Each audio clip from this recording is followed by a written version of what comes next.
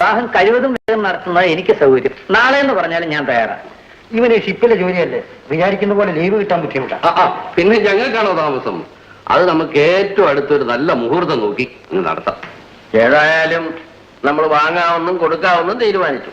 എന്നാ പിന്നെ വില നിലവാരത്തെ പറ്റി കൂടെ ഒന്ന് സംസാരിച്ച് പറ്റിയിരുന്നതല്ലേ നല്ലത്. മനസ്സിലായില്ല. സ്ത്രീധനത്തിന്റെ കാര്യമാണ് ഞാൻ പറഞ്ഞത്. സ്ത്രീധനം എന്ന പേരിൽ ഒരൊറ്റ പൈസ ഞാൻ ഇവന് കൊടുക്കില്ല. അളിയൻ ഇങ്ങനെ അങ്ങോട്ട് വാശി പിടിച്ചാലോ? എന്റെ ഈ വൻപിച്ച സ്വത്തെല്ലാം എന്റെ മകൾക്കുള്ളതാണ്. അവൾക്കുള്ളതെല്ലാം അവളുടെ ഭർത്താവിനും.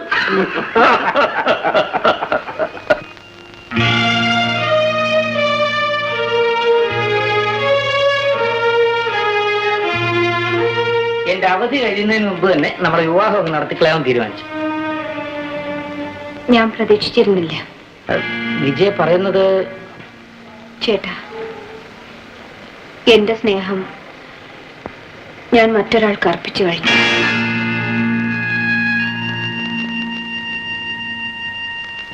എന്റെ കൂടെ കോളേജിൽ പഠിക്കുന്ന ഗോപിയുമായി ഞാൻ സ്നേഹത്തിലാണ്. അദ്ദേഹത്തിന് ഞാൻ വാക്ക് കൊടുത്തിട്ടുണ്ട്.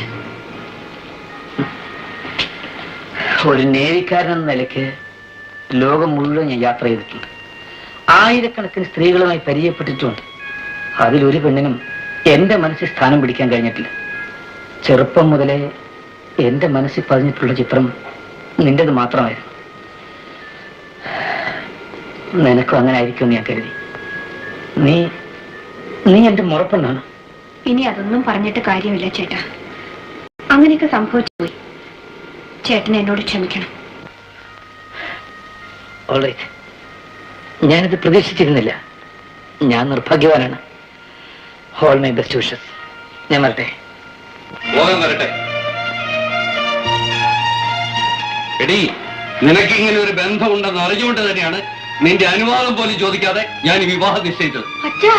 ഞങ്ങൾ പറയുന്ന പോലെ അനുസരിക്കും കുട്ടി, അതാണ് നിനക്ക് നല്ലത്. വേണ്ട, അവളെ നിർബന്ധിക്കണ്ട. അവൾക്ക് ഇഷ്ടമില്ലാത്ത ഈ കാര്യത്തിൽ അവളുടെ ഇഷ്ടവും ഇഷ്ടക്കേടും നോക്കേണ്ട കാര്യമില്ല. ഇത് ഈ കുടുംബത്തിന്റെ അന്തസ്സിന്റെ പ്രശ്നമാണ്.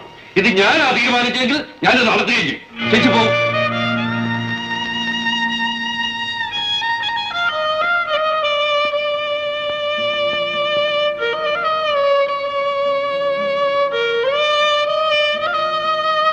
ഞാനത് പ്രതീക്ഷിച്ചാണ് വിജയ്. എങ്കിൽ നമുക്കതിനെ നേരിട്ടുകൂടെ? എങ്ങനെ? എപ്പോ വേണമെങ്കിലും ഗോപിയുടെ കൂടെ ഇറങ്ങി വരാൻ ഞാൻ ഒരുക്കമാണ്. വേണ്ട, ഇവിടെ വെച്ച് നാം പിരിയുന്നതാണ് നല്ലതെന്ന് എനിക്ക് തോന്നുന്നു. ഗോപി, ഞാനിത് ആഗ്രഹിക്കാൻ പാടില്ലാത്തായിരുന്നു വിജയ്. എന്തുകൊണ്ട്? ഒരു സാധാരണ സ്കൂൾ വാദ്യാരുടെ മകൻ. എനിക്ക് കേൾക്കണ്ട. കോടിക്കണക്കിലുള്ള സ്വത്തുക്കളെക്കാൾ എനിക്ക് വലുത് ഗോപിയാണ്. അത് മനസ്സിലാക്കാനുള്ള കഴിവ് ഗോപിക്കില്ലെങ്കിൽ വിജയ്, എന്നോടൊപ്പം ഒരുപക്ഷെ നീയും കഷ്ടപ്പെടേണ്ടി വരും. ഒരുക്കമാണ്.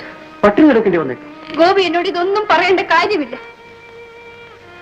എങ്കിൽ നാളെ രാത്രി നീ ഒരുങ്ങി വരൂ. നമുക്ക് ഈ നാട് വിട്ടു. ഗോപി,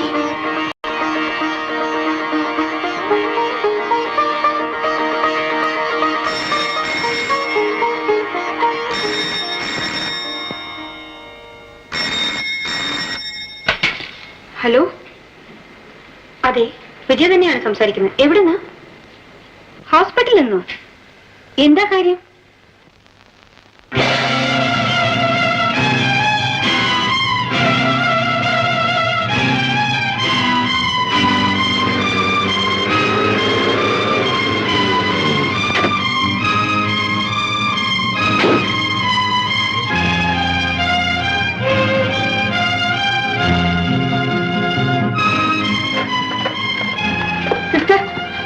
ആക്സിഡന്റായി കൊണ്ടുവന്ന പേഷ്യന്റ് ഏത് മുറിയിലാണ്? പേരെന്താ? ഗോപി. ഓപ്പറേഷൻ തിയേറ്ററിലുണ്ട്.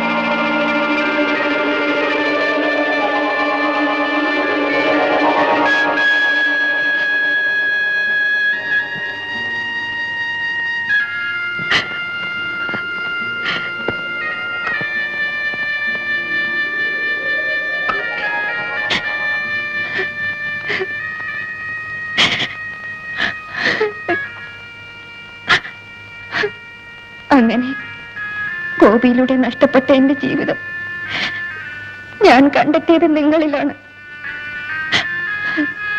ഇപ്പോഴെങ്കിലും ചേട്ടൻ എന്നെ മനസ്സിലാക്കാൻ കഴിയുന്നുണ്ടോ? രാഗിണി നഷ്ടപ്പെടുത്തിയ ചേട്ടന്റെ ജീവിതം ഞാൻ തിരിച്ചു തരാം ചേട്ടാ.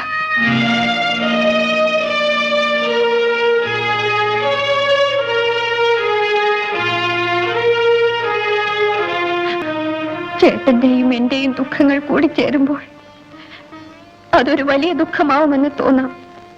പക്ഷേ ദുഃഖത്തിന് മാത്രമേ ദുഃഖത്തെ മായ്ച്ചു കളയാൻ കഴിയുള്ളൂ. ചേട്ടനുമായി ചേരുമ്പോൾ എനിക്ക് രക്ഷപ്പെടാൻ കഴിയുമെന്ന് ഞാൻ വിശ്വസിക്കുന്നു ചേട്ടാ. ചേട്ടനും അങ്ങനെ തോന്നുമെങ്കിൽ? എനിക്കങ്ങനെ തോന്നുകയില്ല. ഇനി എന്നെ ചേട്ടന് വിശ്വസിക്കാൻ കഴിയുന്നില്ലേ? ഈ കൈ പിടിക്കൂ ചേട്ടാ. ഈ നിമിഷം ഞാൻ ചേട്ടന്റെ കൂടെ വരാം.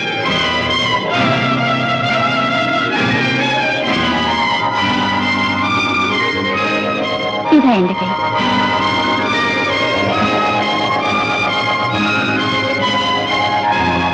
ഇതാ ചേട്ടാ.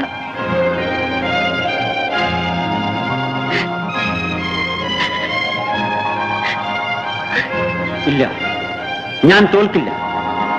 ഒരു സ്ത്രീയുടെ മുന്നിലും ഞാൻ തോൽക്കില്ല.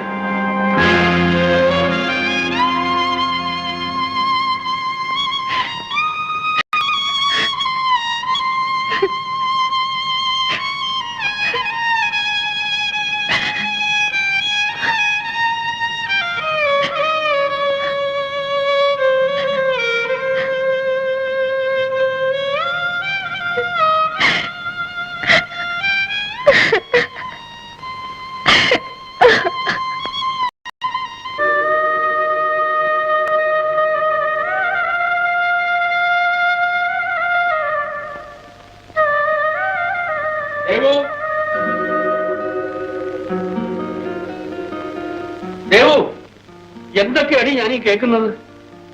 വിജയോടെ അപ്പുറത്തുണ്ട്, വിളിക്കാം. നിക്കവിടെ. നീയും കൂടെ അറിഞ്ഞുകൊണ്ടാണ് ഇതൊക്കെ ഇവിടെ നടക്കുന്നത്. എന്താണ് ഉണ്ടായത്? എന്താണ് ഉണ്ടായതെന്നോ? വിജയ ആ ഗോപിയെ കല്യാണം കഴിക്കാൻ പോകുന്ന നാട്ടുകാർ പറഞ്ഞു നടക്കുന്നല്ലോ. അത് വലിയ സത്യവുമുണ്ടോ?